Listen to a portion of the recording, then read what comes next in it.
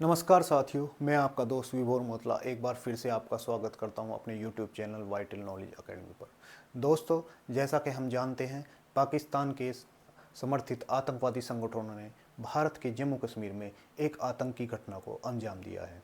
इसके बाद भारत सरकार ने भी कुछ कड़े निर्णय लेने का फैसला किया है।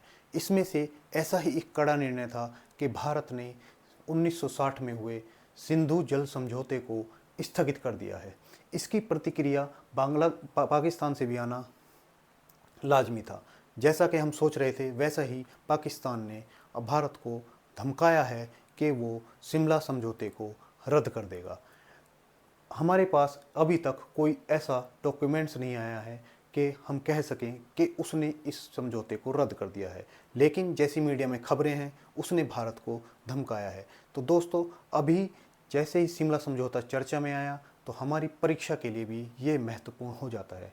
तो चलिए दोस्तों, समझते हैं कि शिमला समझौता क्या था और इसके रद्द करने से भारत पर इसका क्या प्रभाव पड़ेगा। तो दोस्तों, 1971 में भारत और पाकिस्तान के बीच एक युद्ध होता है। उस युद्ध में पाकिस्तान को एक करारी हार का सामना करना पड़ता है और उसके 90,000 से अधिक सैनिक भारत की सेना के सामने घुटने टेक कर आत्मसमर्पण करते हैं। इसके बाद 2 जुलाई 1972 को एक समझौता होता है, जिसे हम शिमला समझौते के नाम से जानते हैं। इस समझौते में भारत की ओर से उस समय की तत्कालिक भारत की प्रधानमंत्री श्रीमती इंदिरा गांधी और पाकिस्तान की ओर से जुल्फ़िकार अली भुट्टो ने इसमें भाग लिया। दोनों के बीच कुछ बिंदुओं पर सहमति बनी, जिसको एक समझौते का रूप दिया गया।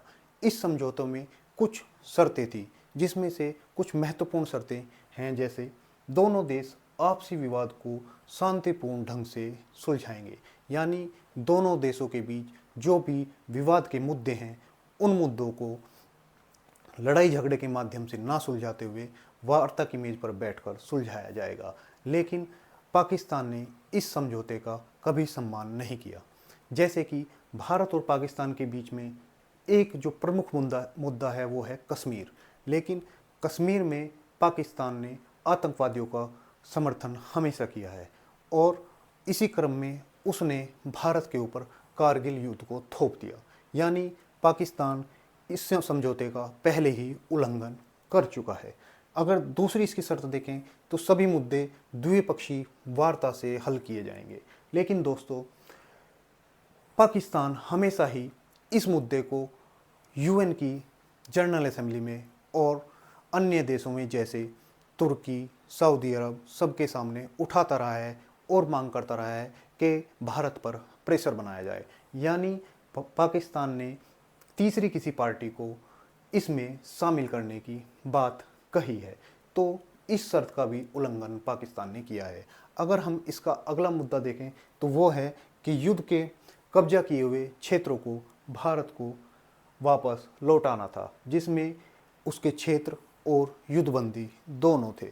भारत ने पाकिस्तान के लगभग 13,000 स्क्वायर किलोमीटर क्षेत्र पर कब्जा कर लिया और उसके 90,000 से अधिक सैनिकों को भारत की सेना के सामने घुटने टेकने पड़े। इसके बाद एक जो शर्त थी कि दोनों देश 1949 के युद्ध विराम रेखा, ये युद्ध विराम रेखा वो रेखा है जब पाकिस्तान की सेना कबीलाओं के भेष में कश्मीर में आक्रमण कर चुकी थी। उसके बाद इधर से भारत की सेना ने उसको रोका और कश्मीर से लगभग खदेड़ ही दिया था। उसके बाद जो युद्ध विराम हुआ तो उस रेखा को युद्ध विराम रेखा मान लिया गया।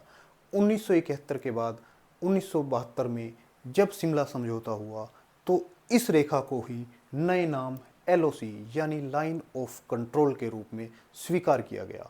दोस्तों, ये शर्तें थी जो इस समझौते की महत्वपूर्ण शर्तें थी।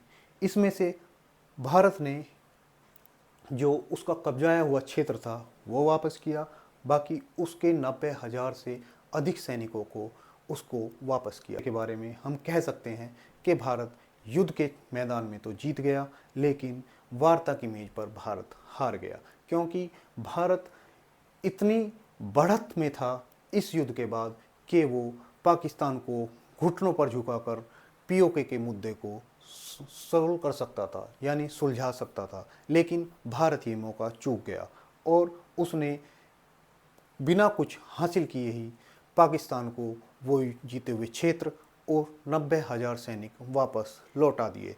दूसरा, उसने उस क्षेत्र को जो पीओके में है उसको हासिल करने का एक मौका गवा दिया और लाइन ऑफ कंट्रोल को उसने सीमा के रूप में स्वीकार कर लिया।